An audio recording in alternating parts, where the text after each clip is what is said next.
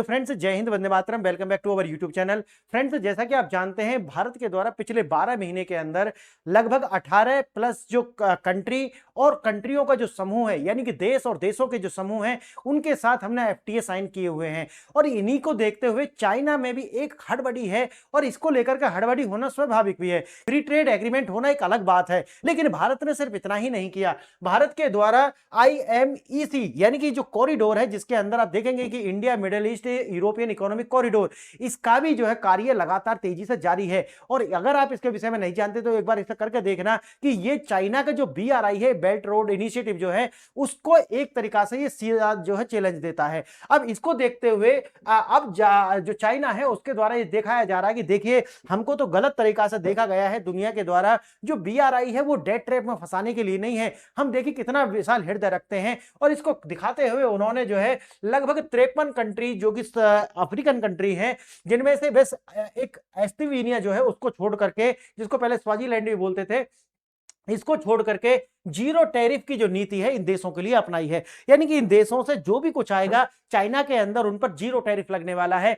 अब ये दिखा रहा है कि देखियो, मैं तो कितना विशाल हृदय का हूं, चाइना दिखा रहा है। लेकिन असलियत ये है कि अब आने वाले समय में चाइना का जो है डाउनफॉल शुरू होगा, और डाउनफॉल शुरू होने के पीछे के 2-3 कारण आपको जानने होंगे। देखिए, एक तो चाइना के अंदर जो पॉलिटिकल इनस्टेबिलिटी है वो देखने के लिए मिल रही है, और दूसरा जो सबसे बड़ा कारण है वो ये है कि चाइना का जो लेबर फोर्स है उसका जो एवरेज एज है वो लगभग 40 प्लस है। यानी कि 40 वर्ष से ज्यादा का जो लेबर फोर्स का जो एवरेज एज है वो आता है निकल कर। और ये क्यों हुआ है? ये हुआ है वन चाइल्ड पॉलिसी के कारण, जो कि यूरोप और अमेरिका के द्वारा इन पर जो है जबरदस्ती थोपी गई थी। अब देखिए, ये तो कंडीशन ऐसी बनती है, और मैंने एक बात आपको पहले भी वीडियो बताई थी, और मैंने उस वीडियो में बताया था आपको कि नासा के द्वारा इमेजिनरी सैटेलाइट्स के द्वारा कुछ पिक्चर्स क्लिक की गई, और 25 साल का जो है एक डेटा एनालिसिस उनके द्वारा किया गया, और ये पाया गया उसके अंदर कि जो चाइना बता रहा है उसके हिसाब से लगभग उनकी GDP में 33% जो है इसकी अंतर देखने के लिए मिलता है। यानी कि जिस तरीके से चाइना बता रहा है कि वो प्रोडक्शन कर रहा है,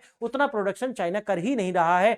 और जो भी प्रोडक्शन वो कर रहा है, तो देश जो है वो अमीर होने से पहले बूढ़ा हो चुका है, तो अपना जो कंजप्शन है वो उनका है ही नहीं उतना। तो इस माल को वो डालेंगे कहां? इस माल को कंजप्शन कराने के लिए उनको यूरोप के बाजार थे, अमेरिका के बाजार था, या फिर अफ्रीकन कंट्रीज थे। लेकिन आप जानते हैं कि अब जो यूरोप के बाजार हैं और या फिर अमेरिकन, तो ये तो अब इनके लिए ज्यादा एक्सेस दे नहीं रहे हैं, इन पर वैसे भी टैरिफ लगाए हुए हैं चाइना के ऊपर।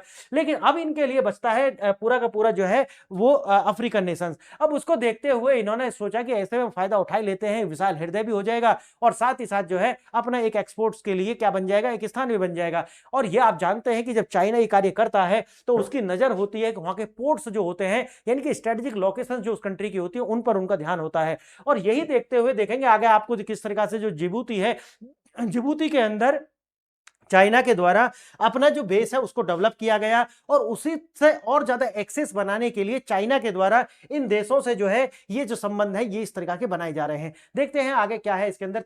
जैसे मैंने बताया कि ताइवान फैक्टर और कूटनीतिक संदेश, चीन केवल उन्हीं देशों को लाभ देगा जो उसकी वन चाइना पॉलिसी को जो क्या करते हैं, रिकॉग्नाइज करते हैं। बोल तो दिया 53 सभी को, बस एक को छोड़ करके, लेकिन उसमें भी इसने एफर बट लगा दिए कि देखिए वन चाइना पॉलिसी को आपको सपोर्ट करना पड़ेगा। अब देखिए कितने देश करते हैं, ये सब मई की डेट दी गई है, मई तक पता चलेगा कि कितने देश हैं जो वन चाइना पॉलिसी जो है उसको सपोर्ट करेंगे।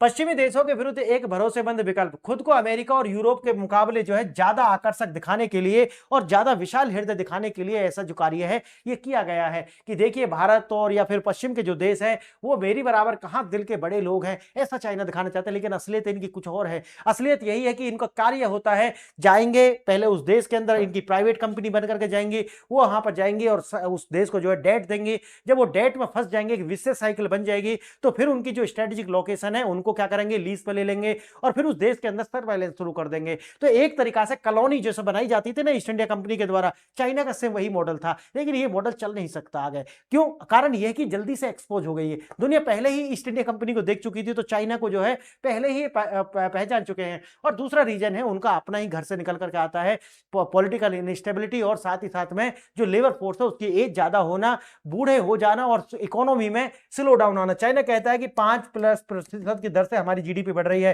लेकिन आंकड़े दिखाते हैं -2% के आसपास जो है इनका डिक्लाइन शुरू हो चुका है। इसीलिए ये सारी की सारी एक कहानी है, इससे ज्यादा कुछ नहीं। देखिए महत्वपूर्ण खनिजों तक चीन जो है अपनी बढ़त बनाना चाहता है, ये है असली उद्देश्य है।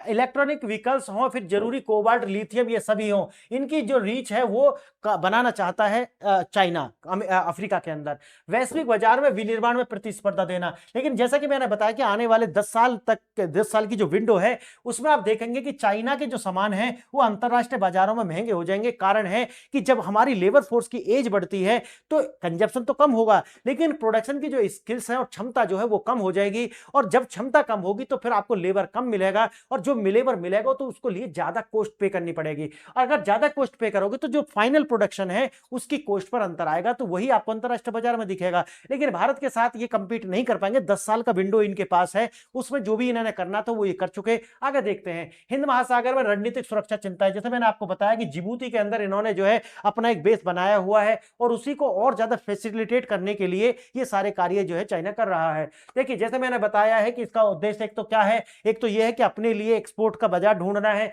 और दूसरा यह है कि जो अफ्रीका के जो मिनरल्स हैं, खासकर कोबाल्ट, लिथियम और सोना, इस पर या फिर जैसे एल्यूमिनियम वगैरह, उन तक अपनी जो है रीच पहुंचानी है। दूसरा है एक्सपोर्ट्स के लिए, ऑटोमोबाइल्स हो, टेक्सटाइल हो, इसके लिए क्या करना है, बाजार ढूंढना, और समुद्री मार्ग जो है खासकर उन पर अपना जो है प्रभुत्व जमाना, और ये बताना कि देखिए हम तो इतना सारा माल बेच रहे हैं, इसीलिए हम जो है हमारी आवाजाही ज्यादा होगी इंडियन ओशन के अंदर, और जितना इंडियन ओशन के अंदर आवाजाही ज्यादा होगी उससे भारत की जो अपनी सुरक्षा है उनके लिए चिंता होना बहुत ज्यादा जायज है।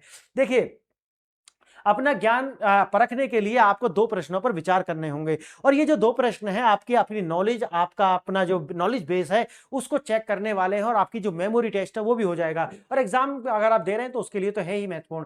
पहला प्रश्न देखिए, चीन की नई जीरो टैरिफ नीति 54 में से 53 अफ्रीकी देशों पर लागू है।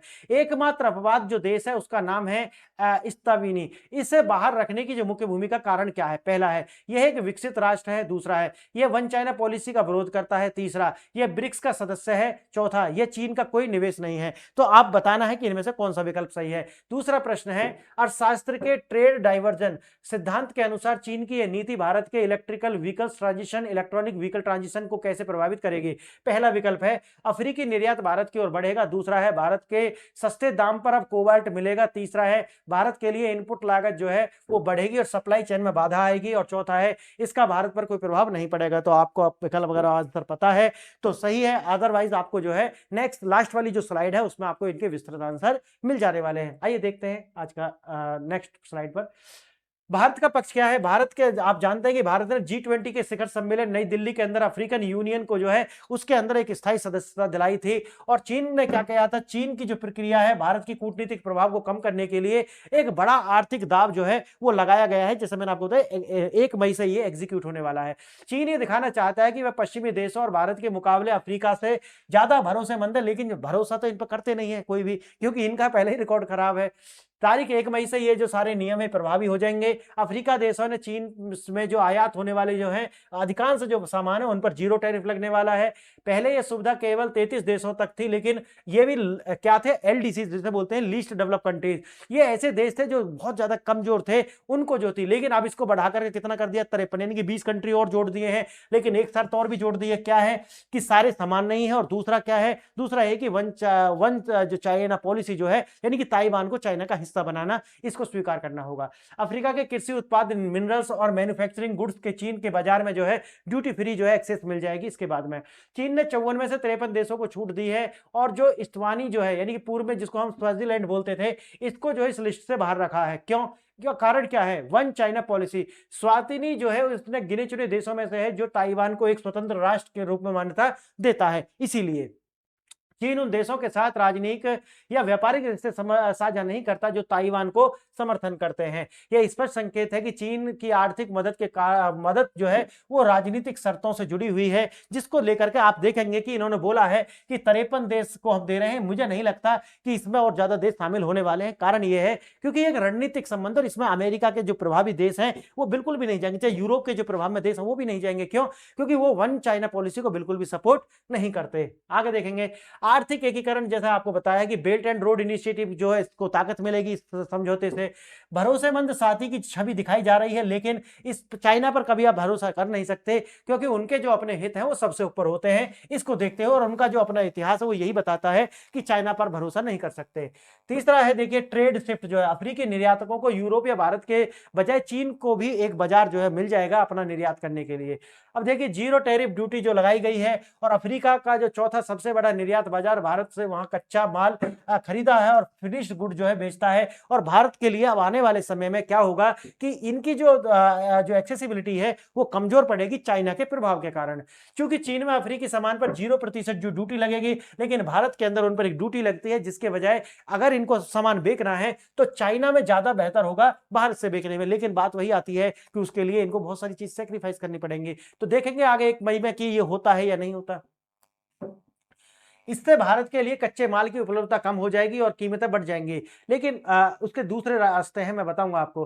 कोबाल्ट हो, जो कि डेमोक्रेटिक रिपब्लिक डीआरसी में मिलता है, और ये इलेक्ट्रिकल बैटरी बनाने के लिए ज्यादा उपयोगी है। लिथियम है, जो जिम्बाब्वे और नामीबिया में मिलता है, ये भी भारत के लिए बहुत महत्वपूर्ण है। और नाइजीरिया और अंगोला के अंदर जो क्रूड ऑयल है, ये भी भारत के लिए महत्वपूर्ण है। लेकिन अगर इसकी एक्सेस जो है चाइना के अंदर ऐसी हो जाएगी तो आने वाले समय में थोड़ी सी समस्या क्रिएट हो सकती है। चीन इस नीति के जरिए लॉन्ग टर्म सप्लाई कॉन्ट्रैक्ट जो है सुरक्षित कर लेगा। भारत का जो इलेक्ट्रिकल व्हीकल मैन्युफैक्चरिंग और सेमीकंडक्टर इकोसिस्टम है, इसकी जो खनिज निर्भरता है, इसको थोड़ा सा जो प्रीमियम प्राइस की ओर जाना पड़ेगा, थोड़े महंगे हो जाएंगे। लेकिन मेरा मानना है कि ये स्ट्रेटेजिक गुड्स होती हैं, इन पर प्राइस का ज्यादा प्रभाव नहीं पड़ता है। लेकिन हाँ, बात तो है कि भाई कंपटीशन अगर होगा मार्केट में तो एक और आपको देखने के लिए जरूर मिल सकता है। अब बात आता है चाइना के लिए कच्चा माल जो है वो सस्ता हो जाएगा, कम उत्पादन यानी कि लो कॉस्ट जो होने वाली है, और डंपिंग का जो खतरा है वो तो होने ही होने वाला है, ये भी आपको देखना पड़ेगा। भारत के टेक्सटाइल और इंजीनियरिंग निर्यात जो है अफ्रीका और यूरोप को जाते हैं, चीन के सस्ते माल के सामने टिक नहीं पाएंगे, ऐसा अभी बताया जा रहा है। लेकिन 10 साल की विंडो है, उसके बाद चाइना जो है बिल्कुल समाप्त होने वाला है। सुरक्षा चिंताएं, हिंद महासागर में चीन का बढ़ता दबदबा, व्यापार बढ़ने से हिंद महासागर के अंदर जो मलक्का स्ट्रेट है वहां चीन की जो आवाजाही वो उसमें जो है बढ़ोतरी होगी, जो कि भारत के लिए चिंता का विषय है। जैसे मैंने बताया कि जिबूती के अंदर इनका जो पोर्ट इंफ्रास्ट्रक्चर है वो डेवलप इन्होंने किया है। अगर ये होता है जो चाइना कर रहा है 1 मई के अंदर, अगर 53 देश इसमें आ जाते हैं तो ये उसके लिए एक बड़ी सफलता जो है होने वाली है। आगे देखेंगे, मैरीटाइम सुरक्षा के लिए भारत मैरीटाइम प्रभाव और सुरक्षा के लिए सीधी चुनौती होने वाला है। क्यों? क्योंकि जो इनके सर्वेलेंस शिप्स हैं वो भी यहां से गुजरेंगे, और नाम होगा कि ये तो मालवाहक जो है शिप्स हैं। देखिए क्या क्या फायदा होने वाला है चाइना को। लो कॉस्ट यानी कच्चे माल हमें चाइना को प्राप्त हो जाएगा, आसानी से कच्चे माल तक जो है इनकी पहुंच हो जाएगी, और साथ साथ जो फिनिश्ड गुड हैं उनके लिए भी एक बाजार इनको अफ्रीका का मिल जाने वाला है। दूसरा बात आता है कंपटीशन का, तो चाइना जो है अभी फिलहाल ऐसा बताया है, लेकिन मुझे नहीं लगता जिस तरीका से इनका जो लेबर फोर्स की एज वगैरह को देखते हुए कि चाइना इस पर ज्यादा समय तक सर्वाइव कर पाएगा। तो अभी तो यह है कि कंपटीशन है, और बाद में आता है भारत के लिए सुरक्षा, हिंद महासागर को लेकर के सुरक्षा की चुनौतियां जो है वो जायज हैं। आगे देखेंगे कि भारत को केवल कूटनीति की नहीं बल्कि आर्थिक नीतियों में भी आक्रामक होना होगा। अफ्रीका के साथ अपने एफटीए वार्ता तेज करने होंगे, और निजी क्षेत्र यानी कि प्राइवेट सेक्टर को अफ्रीका में माइनिंग निवेश के लिए प्रोत्साहित करना होगा, जो कि पहले से हम कर रहे हैं, लेकिन अभी इसको युद्ध स्तर पर ले जाने की आवश्यकता होगी। देखिए, ग्लोबल साउथ का जो नेतृत्व और सम्मेलन जो है वो पर्याप्त नहीं है। अब हमको जो है थोड़ा एग्रेसिव होकर के उनके साथ भागीदारी निभानी होगी, नहीं तो सिर्फ ये नारे रह जाएंगे और चाइना जो है वो इसमें एक लीड ले जाएगा, जो कि अच्छी बात हमारे भारत के लिए नहीं है। देखिए, 2 प्रश्न थे, पहले का आंसर आप जानते हैं कि वन चाइना पॉलिसी को जो है ये इस्तानिया जो है वो सपोर्ट नहीं करता, इसीलिए इन 54 देशों में से इसको बाहर कर दिया गया है, और 53 देशों के लिए ये जो पॉलिसी है या कहिए कि ये जो डील है वो ओपन की गई है। अब मई में पता चलेगा कि क्या होता है इसका। देखिए, दूसरा जो प्रश्न है उसका आंसर सी है, और इनका यह है कि इनपुट लागत में वृद्धि, अफ्रीकी कच्चे माल चीन की डाइवर्ट होगा, जिससे भारत के लिए जो सप्लाई है वो कम होगी, और हो सकता है कि भारत के अंदर बनने वाला जो प्रोडक्शन होगा इसका वो रॉ मटेरियल ना पर्याप्त होने की वजह से महंगे हो सकते हैं। तो यही थे फ्रेंड्स, आपको अच्छा लगा है वीडियो तो चैनल को सब्सक्राइब कर लें, टेलीग्राम से जुड़ जाएं और व्हाट्सएप से जुड़ जाएं, और लास्ट नॉट द लीस्ट, आप मेरी ऐप है पीआरएस ऑफिशियल, ये जो ऐप है इस पर जाकर के आप डाउनलोड कर लें इसको। ये iOS और आपको एंड्रॉइड दोनों पर उपलब्ध है। तो आपने वीडियो देखा इसके लिए बहुत बहुत धन्यवाद। जय हिंद।